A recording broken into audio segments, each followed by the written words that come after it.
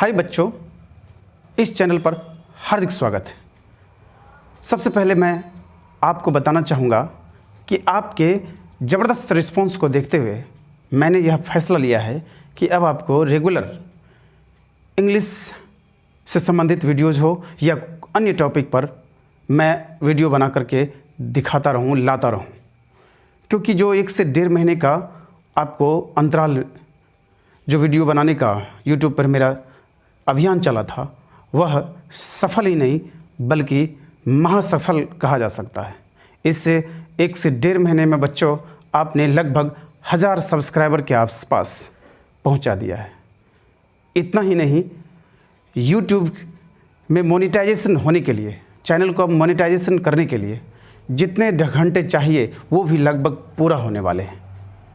कुछ ही दिनों में यह चैनल एक यूट्यूब का एक प्रमाणिक चैनल बन जाएगा। 2, 4, 10, 15 दिन जो और लग जाए बच्चों, उसमें यह चैनल आपको रेगुलर मोनेटाइज होने के बाद आपको सेवा में रहेगा।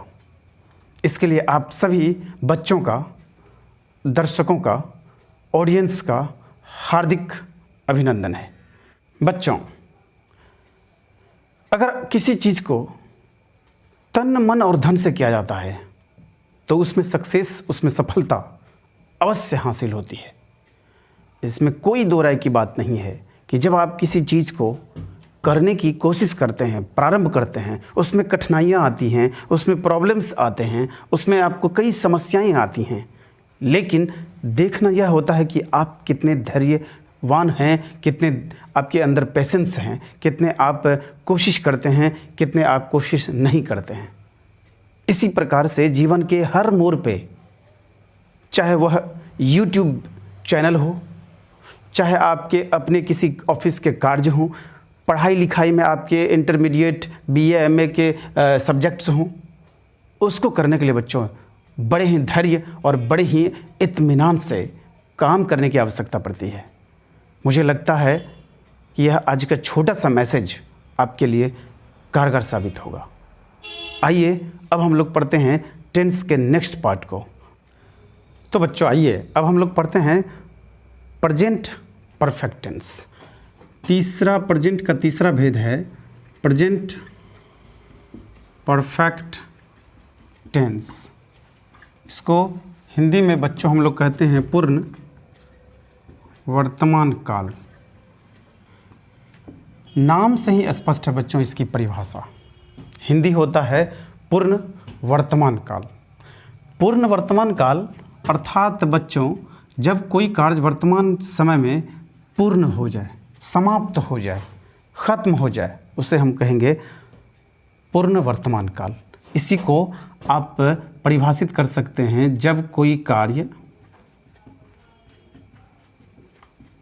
वर्तमान समय में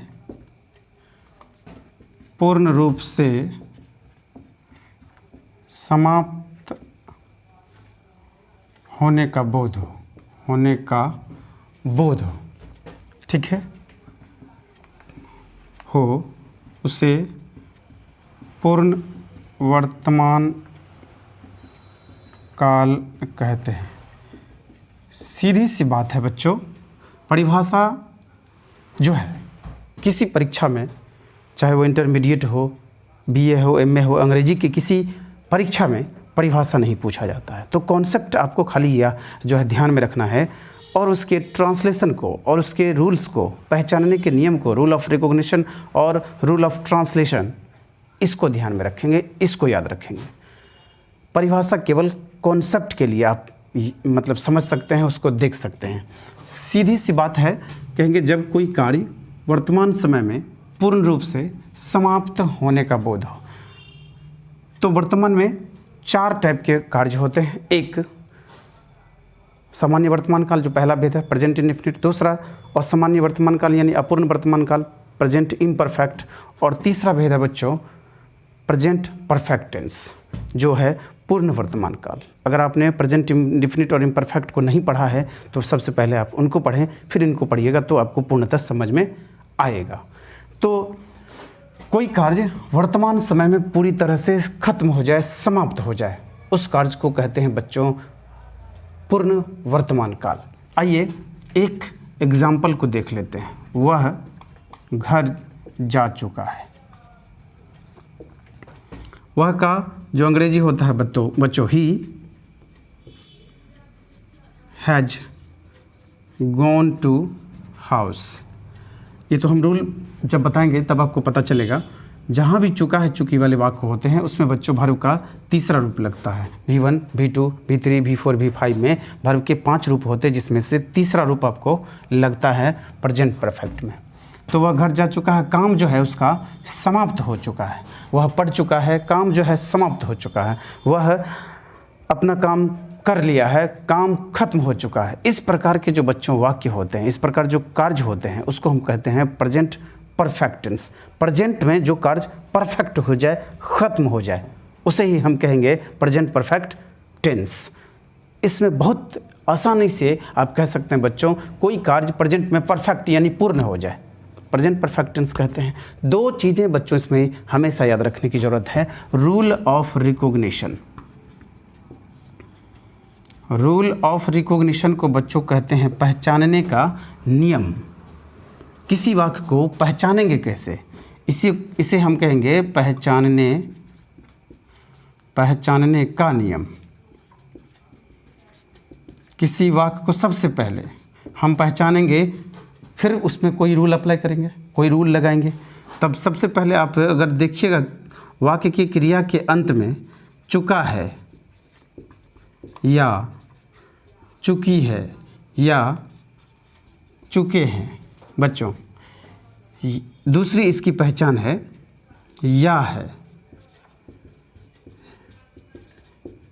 है, ये हैं। अर्थात किसी क्रिया के अंत में अगर चुका है, चुकी है, चुके हैं, या है, ये हैं लगा रहता है बच्चों, ऐसे कार्य को हम लोग कहेंगे प्रेजेंट परफेक्ट टेंस।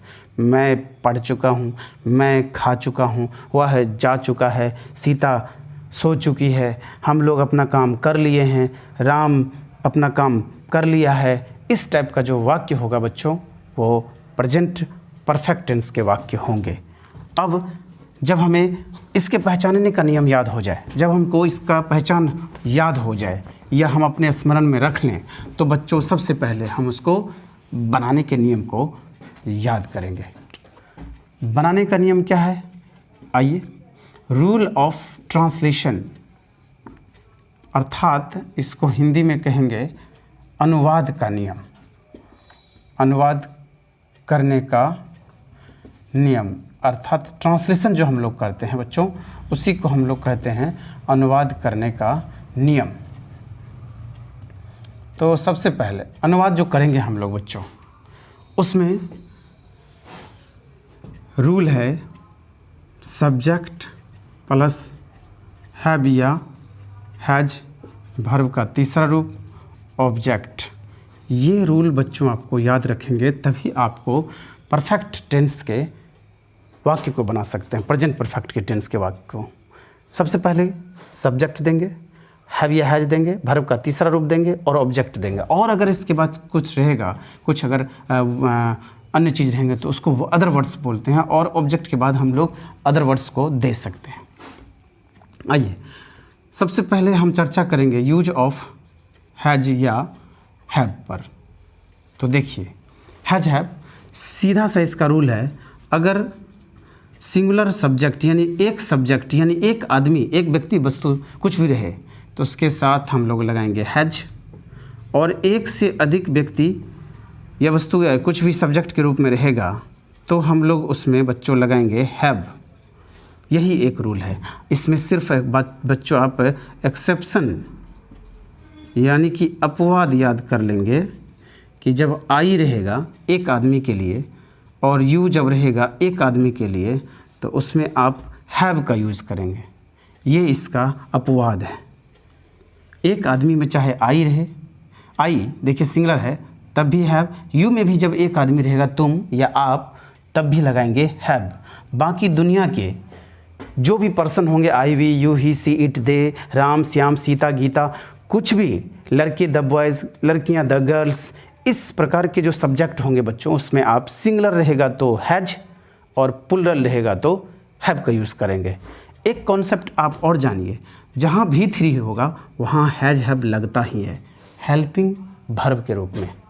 ये आप जान लीजिए कि जिस वाक्य में भी चुका है चुकी है वाला जब सेंस आता है, चुका चुकी चुके हैं या ये हैं अगर आता है तो उसमें वर्ब का तीसरा रूप प्रयोग करेंगे। और वर्ब का तीसरा रूप जो है वो हमेशा हैव हैज के साथ ही आता है, अकेले नहीं आता है बच्चों। भी थ्री कभी अकेले आप यूज नहीं करेंगे।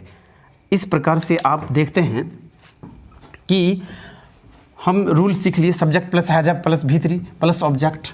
अब हम इसके कुछ चंद ट्रांसलेशंस यानी कि अनुवाद को देखते हैं बच्चों।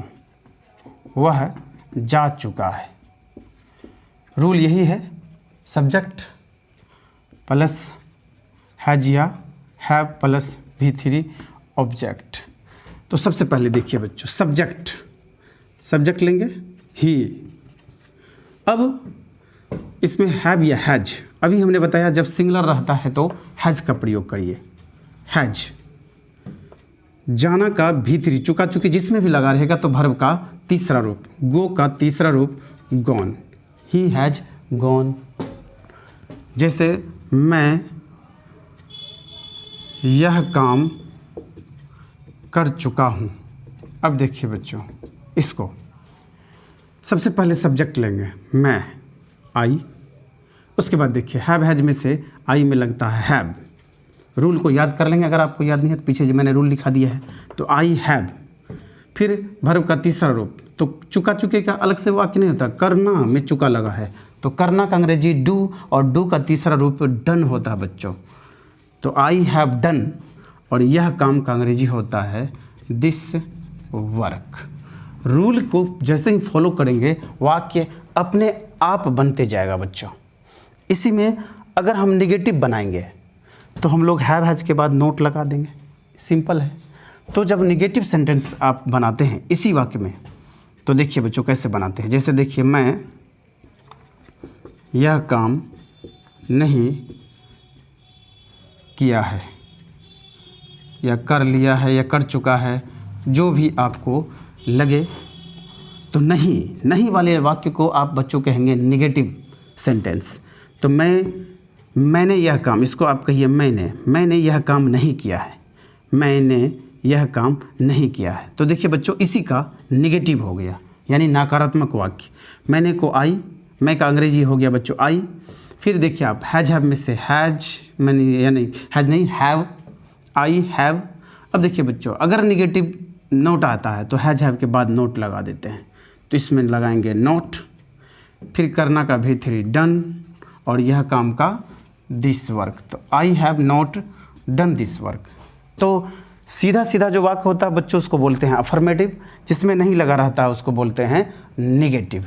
Affirmative, negative. और दो वाक्य बच्चों इसमें आपको याद रखना है कि यस नो क्वेश्चन और WH क्वेश्चन। टेंस के हर एक पार्ट में आपको ये 4-5 जो सेंटेंस है affirmative, negative, yes no, WH, बच्चों उसको याद करना पड़ेगा। नहीं तो आपको अगर WH क्वेश्चन से आ गया, अगर आपको कहीं और से आ जाता है यस नो क्वेश्चन से, तो फिर वहाँ पर प्रॉब्लम्स होता है। यस नो क्वेश्चन भी बड़ा इजी में बच्चों बनता है। आप आइए, यस नो क्वेश्चन को हिंदी में कहते हैं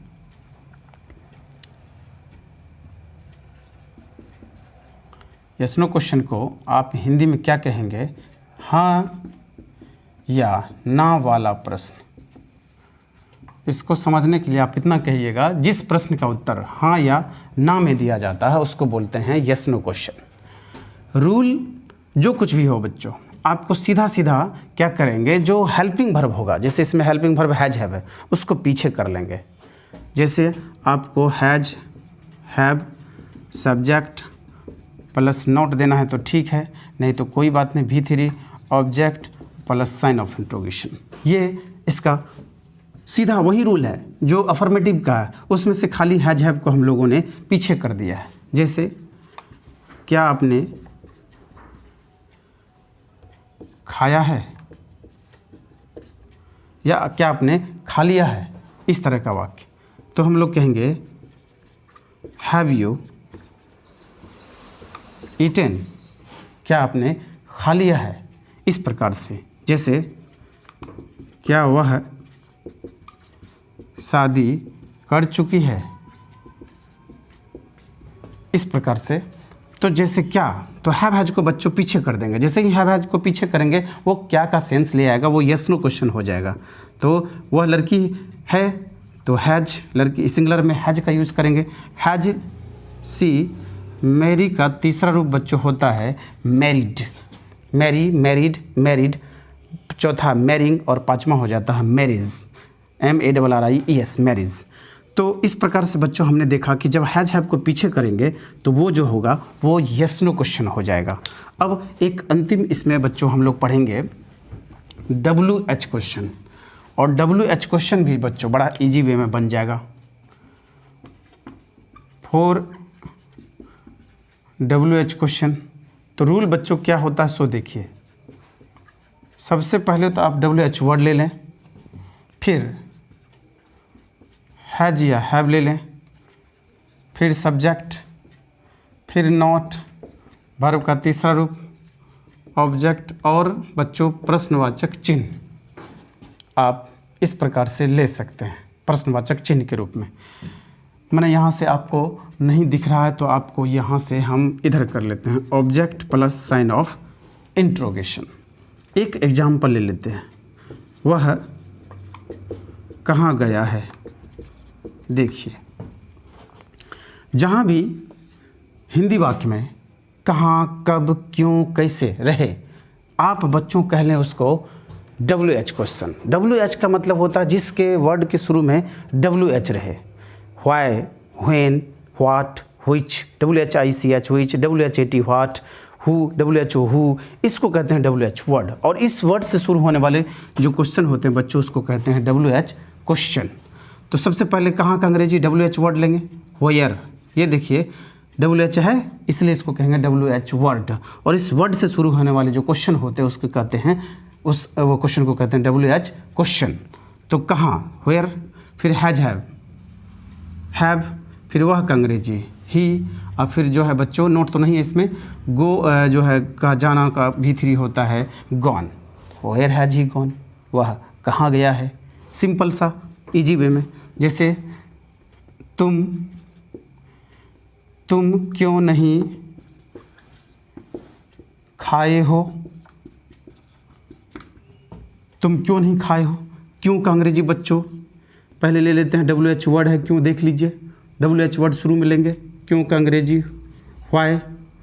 फिर देखिए बच्चों हैव हैज में से हैव यू, सब्जेक्ट नहीं बच्चों हैं इसमें, नोट देंगे सब्जेक्ट के बाद नोट, और फिर खाना का बच्चों V3 लेंगे eaten, why have you not eaten. बड़ा इजी वे में बच्चों आप इसमें उदाहरण अपना ट्रांसलेशन निकाल करके 10, 15, 20 अगर बनाएंगे, इतनी इजी वे में आपको समझ में आ जाएगा, इतनी अच्छी तरह से आपको समझ में आ जाएगा, जीवन भर आप नहीं भूलेंगे। एक बार करके तो देखिए आप। एक अंतिम बातें इसमें हम लोग कहेंगे बच्चों, और आज के अंतिम जो बात है उसको ख़त्म करके हम लोग आज का ये सेशन ख़त्म करेंगे। जैसे अगर आप बच्चों हैव में नोट का प्रयोग करेंगे तो ये शॉर्टकट में हो जाएगा हैवेंट, और हैज में नोट का यूज़ करेंगे तो आपको हो जाएगा हैजेंट। तो किसी भी वाक्य में जैसे सीता क्या खाई है, इस वाक्य क्या नहीं निगेटिव वाला लेते हैं, सीता क्यों नहीं आई है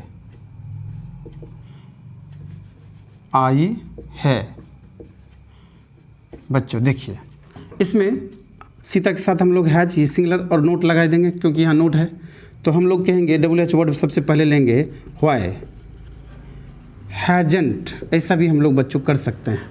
हैजेंट, सीता आना का V3 कम का कम होता है, why has Sita, why hasn't Sita come. तुम क्यों नहीं पढ़े हो, व्हाई हैवंट यू रीड। वह क्यों नहीं गया है, व्हाई हैजेंट ही गॉन। इस प्रकार से बच्चों आप क्या करेंगे, जितने सारे WH question, yes no question, negative वगैरह अगर 10-5 अपने से भी बना लेंगे तो आपको निश्चित रूप से यह जो टेंस है वो अच्छी तरह से याद हो जाएगा। अब मैं चाहूँगा बच्चों रेगुलर वीडियोज़ आएँ।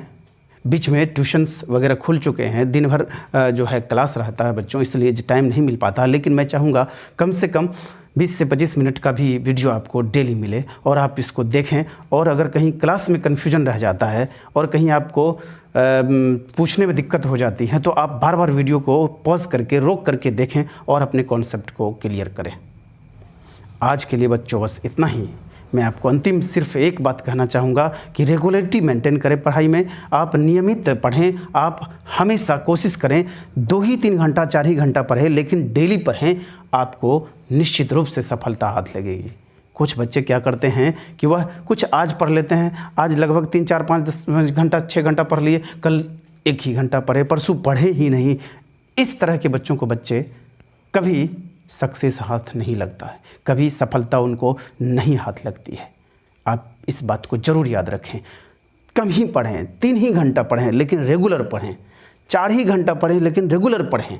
रेगुलरिटी मेंटेन करना पढ़ाई में और ख़ास करके इस क्षेत्र में आपको निश्चित रूप से आवश्यक है।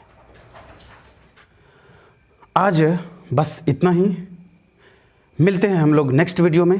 तब तक के लिए आप सभी बच्चों को गुड नाइट, सब्बा खैर, शुभ रात्रि। Thank you.